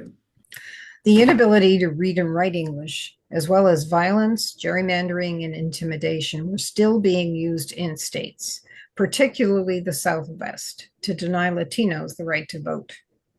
In 1974, the Southwest Voter Registration and Education Project, which was the first and largest nonpartisan Latino voter participation organization in the U.S., started operations, with founder William C. Velasquez and other Mexican-American political activists.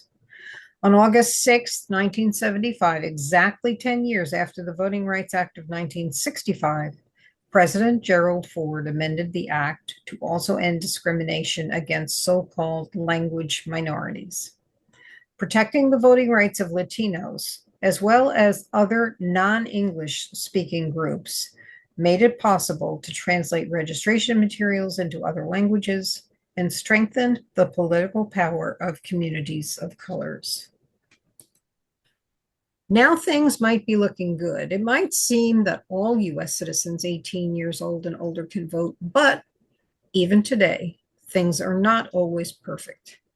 Voter suppression still continues in many ways. Some states remove voters' names from the polls, and their reasons for doing so are not always valid. Often the problem is not resolved in time for a person's vote to be counted. In some states, elections officials shut down polling places in certain neighborhoods or cut back the number of voting machines. Voters in these neighborhoods have to wait for hours in line to cast their votes. Some states require voters to show ID when they vote, and they require forms of ID that are difficult for certain populations. Some states, for example, require street addresses, but what about the homeless? What about some Native Americans living on reservations that may not have street addresses, but post office boxes? Some states require college students to have an in-state driver's license to register to vote. The fight for the right to vote continues today. A Supreme Court decision in 2013, Shelby County versus Holder, gutted the Voting Rights Act. The Supreme Court ruled that places with a history of suppressing voting rights in the South were no longer suppressing the vote. So states were no longer required to submit changes to their election laws to the U.S. Justice Department for review. In her dissent, Justice Ruth Bader Ginsburg famously stated that gutting the Voting Rights Act when it was working was like throwing away your umbrella in a rainstorm because you're not getting wet. In other words, if it's working, why get rid of it? 5 years after the ruling, nearly 1,000 U.S. polling places had closed, many of them in predominantly African-American counties. There were also cuts to early voting, purges of voter rolls, and imposition of strict voter ID laws. All right, there are some additional slides in that show, but they're about the, one of them is a timeline that you've already seen. One of them is a video from one of our EYV interns encouraging people to join our ambassador program. And one of them is a slide that shows our social media links. And then there's a slide that has the I used to think, but now I think exit ticket that I told you about. All right, so now if there are any other questions that came up about that, please, this is your time to ask. I have one again, Pat. I don't know if it's so much a question. I think it's more a comment, but I thought it was kind of interesting that I had this aha moment that I don't remember ever having previously. And it was when you were giving the presentation about the Native Americans, and we talked about the 14th Amendment and citizenship being gained, and the statement in the Constitution that any person born in the United States is a citizen, yet that was not true for the indigenous people of our country. Tribal lands were not considered U.S. territory. Yeah. And that was a pretty interesting moment of how that was such a contradiction to the Constitution's 14th Amendment statement on citizenship. Yes. Yes. Well, I have a comment. It's very impressive what you've done. Very impressive. Do you now see the screen that has the excuses for not voting on it? Absolutely. All right. Thank you. I appreciate that. All right. Again, there's a chart to assign them, but the only reason I do this is when I'm teaching remotely, like I teach citizenship classes, and I just send this to the teacher so the teacher can give the students one of the excuses ahead of time. There is a page that has some additional excuses on it, but these cards are set up the same way that the avatar cards on. I print them front to back. So like there's an excuse on one side, and on the other side, there is one possible response that is a decently good response. You can see there's another possible response. And another one. So you can see what I'm talking about when I say the excuses cards. Now that they are used at the at the end of this lesson. And the nice thing about them is that you can use one or you can use 20. It depends on how much time you have left after you've taught the actual lesson. And I usually leave a set of them with the teacher because it's one of those things that, like if you teach high school and you get, it's a 40-minute period and you have finished what you wanted to do in 38 minutes, you have 2 minutes left over. So you can say to the kids, okay, you can talk to each other for a few minutes until the bell rings, or you can pull out an excuse card and teach them something. So I find it very helpful to have these ahead of time and to share them with the teachers. Get away. I really like this, Pat, because, you know, to have it written and then people sharing out what the excuses are that people give, I think is really exposing, you know, those excuses for what they are. So I really your excuses, you're right. And one of the things that you might consider doing as you take your first steps into this is to use those cards at a league meeting. I did that once and I was astounded at how difficult it was for people to formulate the answers that they could have given to somebody to an excuse that you would hope we'd have a very quick answer to. I figure even if you get through three, you've got three excuses, and everybody in the room now has the answer to it because of the way the game is set up. I'll talk to you about that at the very end, but I want to get back to the module itself. So I just have one question for you about the excuse cards. On the answer part, Pat, would we need to make sure that whatever the answer is fitting to the state we're from? Yes, okay. Definitely. Thank you for asking that. That's really important. Okay, now for this one, you're going to have your chat box open. And I am going to have to go back and forth between the two. Now, if you have a class that you can do this right after the timeline of suffrage, you will save yourself some time because this just is a review of what we just went through. If you've just finished the timeline of suffrage, don't take the time to do this. Take the time to go into the other things. So let's start with this. We've talked about how important it is to vote, to have your voice heard so that the future is what you want it to be. So let's look at who is voting and whose voices are being heard. I would like you to write in the chat what percentage of people who were eligible to vote, so that means not just the registered people, but people who were eligible to vote in the last presidential election actually voted. In the chat, write a number, please. All right, 65, 68, 40, 40. Any more? 25, 30. Okay, so that's what they see in the beginning. And then you show this. Now, when I'm in a classroom, I generally have some prizes with me. And I do this thing, like I say, all right, if you thought that there were more than 90% of the people who voted, you can sit down.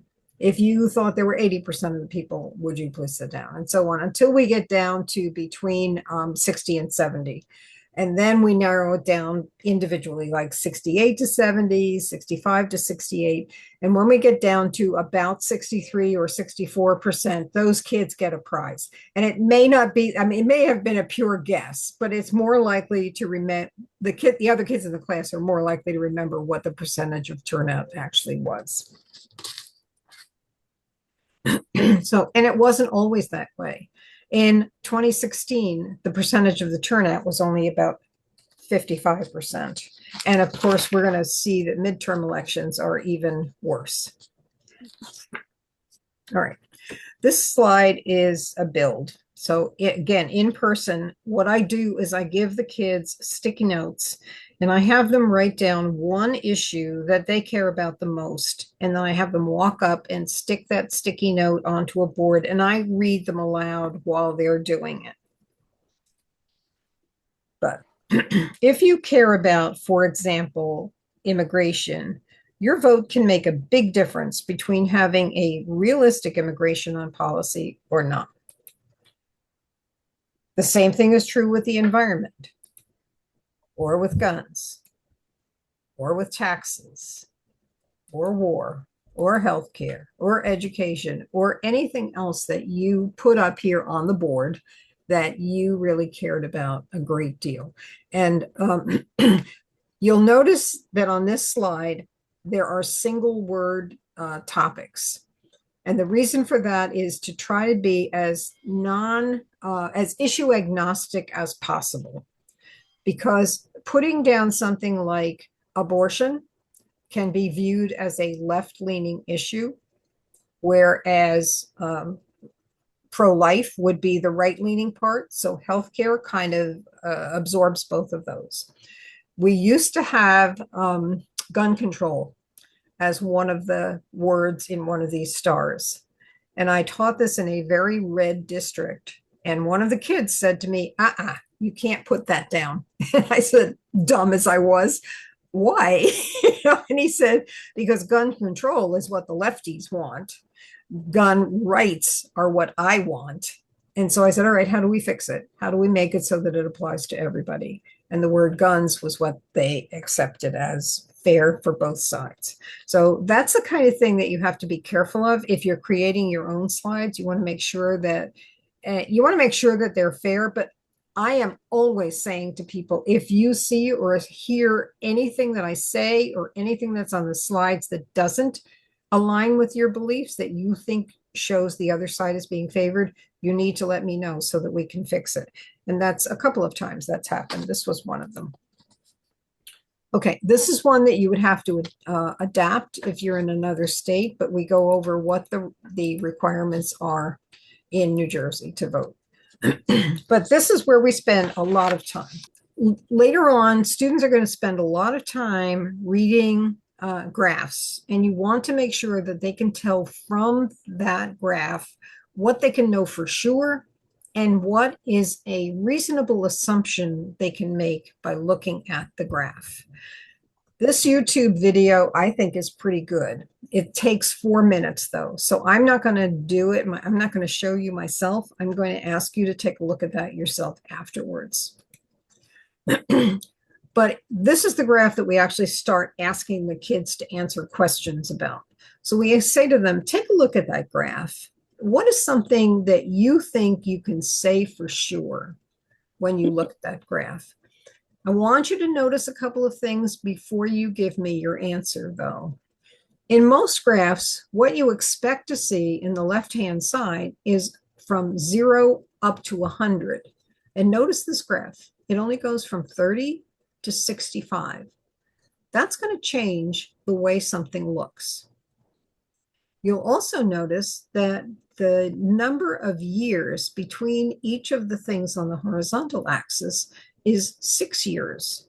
Why do you think the graph maker might have made it 6 years instead of 4 years, which is what we usually think of as a presidential cycle or as the cycle of voting, 4 years? Once they do that, the kids will look at it and they'll say, well, you can tell for sure that there was greater turnout in presidential elections than there was in midterm elections. And that's perfectly legitimate. You can also tell for sure that the greatest percentage of people who turned out during these years for a presidential election was just, let's see, 1964. And you can tell that the lowest turnout was in 1924, and 1920 was closer to that. So think back to some of the things that were going on in history at those two times, and that might give you some insight into what was happening there. You can also look at the midterm elections, and somebody will say, wow, 2018 was the highest number. That was pretty close in time. Highest number, highest turnout. And the other time when there was pretty high turnout in a midterm election was in 1966, I guess it was. Why do you think that might have happened? Think back to the Voting Rights Act and the Civil Rights Act. That might have impacted that, but you can't tell me what it was that caused that by looking at this graph. What you can tell me is that that was the highest turnout. And so we asked them to give us a couple of other things that they can think they know for sure, and a couple of things that they might be able to assume by looking at this. So they're getting some practice in reading it for to determine the difference between data they can depend on and the assumptions that they might make from it. All right, this is another one that we can use to help them adjust their thinking so that they're making that distinction between fact and assumption. So let's break this down a bit. We are going to look at some data that represent different what are called cohorts of voters or groups of voters, depending on what group they belong to. So we're going to look at age, we're going to look at ethnicity and race, and we're going to look at level of education. So right now, I want you to be whoever you are. So for most of these kids, it's going to be 18-ish, less or more. Their ethnicity is going to vary widely, and their level of education is either going to be haven't graduated from high school yet or are in college working, unless you work with an older group. As you look at the graphs that we're going to show you, I want you to see what you think the data says for sure about the group you belong to. You can also make assumptions, but you want to be pretty sure that you can support those assumptions with data. Really, what you can see is for sure on the graph. You'll be asked to jot down what you notice, and later you'll use your notes when you work in a small group to compare your observations. All right, so this is what the slides look like. Here's the first one, and again, notice in all cases but one, and that's because the graph is screwed up. And also, I'll tell you, this one shows the 2024 turnout among youth. We have one of our young ambassadors working right now on updating these slides so that all of them represent the years from 2000 to 2024. They don't all do that yet. But at any rate, the youth, the age does reflect that. So these graphs go from 0 to 100, and they go from 2000 to 2024. Now remember, most of these kids were not alive before like 2008, 2004 maybe, if you're in college. All right, so look at that. This represents the voter turnout among 18 to 24-year-olds in the presidential elections from 2000 to 2024. What do you know for sure? And what can you make the assumption of? Now I'm going to show you some other ones. Here is 25 to 44. Here is 45 to 64. And here is 65 to 74. Okay, looking at those four lines on a piece of paper that you might have nearby, write down one thing you can know for sure and one assumption that you can probably make by looking at these. All right, so at this time, the kids are all working individually and they're writing these things down for themselves. The next group shows voter turnout by race and ethnicity. So again, be yourself. All right, this is the line that represents voter turnout if you're white. This represents the voter turnout if you're Black. This is Hispanic turnout. And this is Asian turnout. Now, this is all taken from the U.S. Census data, and these categories, Hispanic and Asian, have changed over time, but this is what they are right now. Look at those graphs, write down one thing you can know for sure, and one assumption that is pretty reliable. Okay, and the next is turnout by level of education. All right, this is the voter turnout. And this is the one graph that was made incorrectly. So this one only goes from 30 up to 100, but the others, it's straightened out so you will see comparable information. This is voter turnout from people who have less than a high school education. This includes high school grads. This includes people who have some college or a college degree. And this is people who have some kind of a postgraduate degree. So again, write down something you know for sure and something that you can assume. Okay, and then in person, I put the kids into small groups of usually 3 or 4 so that it doesn't take an enormous amount of time for them to share. When I do this online, I usually put people into breakout rooms of the same number, but I don't want to do that today because I'm running out of time and I don't want to not be able to finish what's in here so that you can see the structure of the whole thing.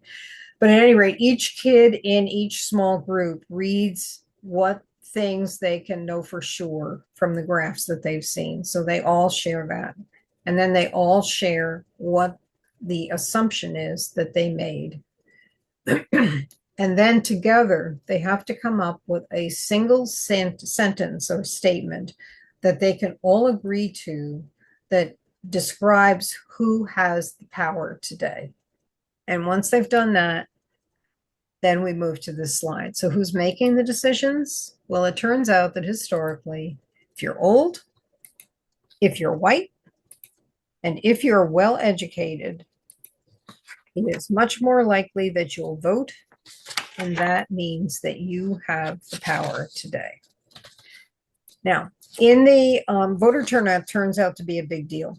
In the slideshow, there are additional slides that show the increase in Hispanic turnout versus white turnout. And there are also some slides that have a lot of information on them that you can turn to if you want to know specific information. I would also encourage you to take a look at the US Census Bureau website for voter turnout. It's comprehensive and you can find out an awful lot.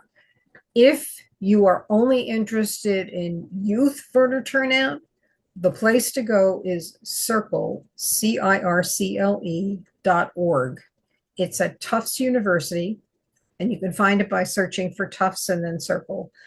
And it is comprehensive in its analysis of youth voter turnout. It has community recommendations. It is very, very valuable. So please take a look at that. And Pat, I'll add that they do give you breakout by your state. Yes. Actually, breakout by county in your state. It's amazing. Yes, it's a great site. Okay, so turnout turns out to be a big deal. And if you want politicians to make the decisions that you want them to make, then you have to get involved. You have to vote, and you have to elect the people who reflect your values on those issues that we talked about earlier. So is there change ahead? Perhaps. Here are some of the numbers on the this was made prior to the 2024 election, but that there were going to be 41 million new Gen Z voters eligible to vote, 8 million of them newly eligible, and 47% of those were people of color. In the next presidential election, the majority of voters will be people from 18 to 49 years of age, and 2/3 of those people will be people of color. This is a graph or a chart that, a bar graph that demonstrates that. All right, so you're the people who are most likely to influence other people your age to vote. How can you do that? All right.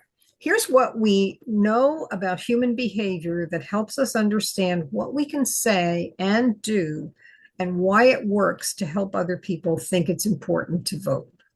So the first one of those is to make it the norm. We have to help people register to vote.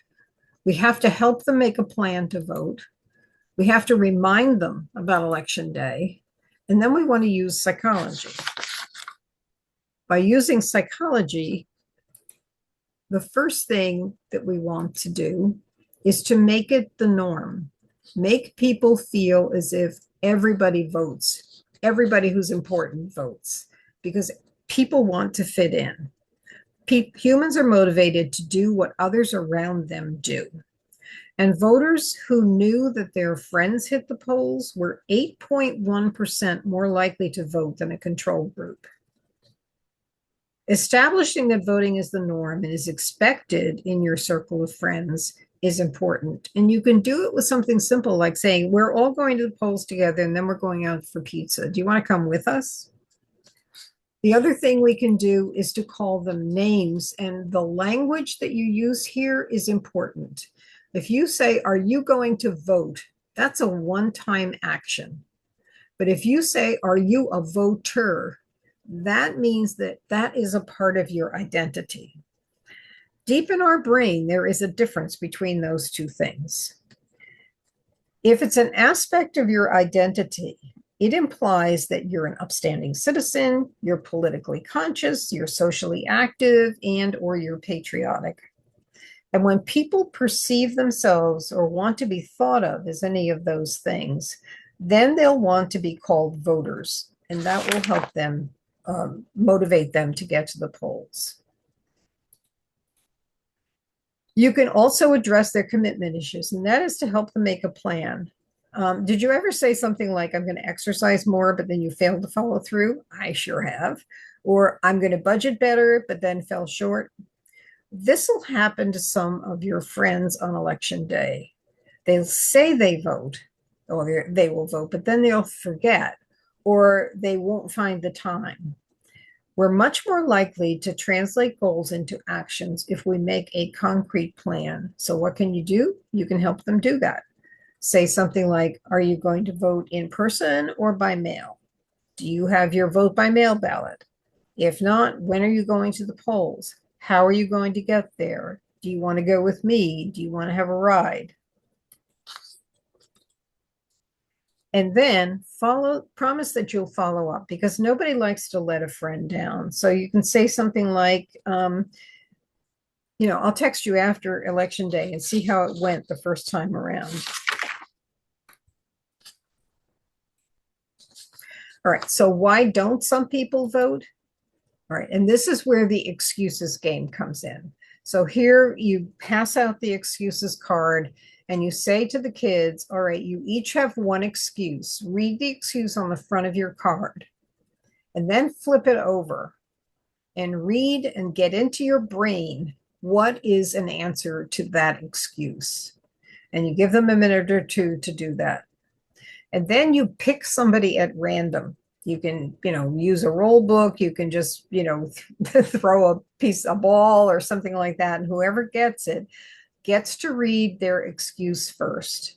And you make sure that they read it before they pick on somebody, because you want everybody listening to what that excuse is.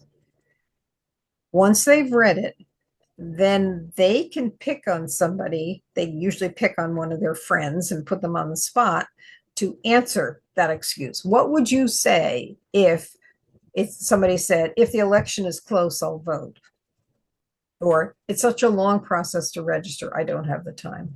So the kid in the class then has to come up with these words. And if they don't come up with a sufficient answer, then the child or the student with the question on the excuse on their card that started this can ask other people to fill it in, or they can turn the card over and read the excuse that's on the other side. That reduces a lot of anxiety if they know that they're not going to be put on the spot for this.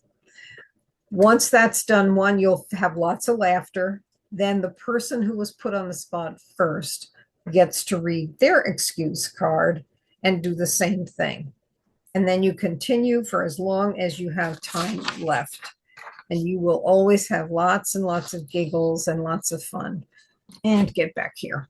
All right. That was the speed version of this.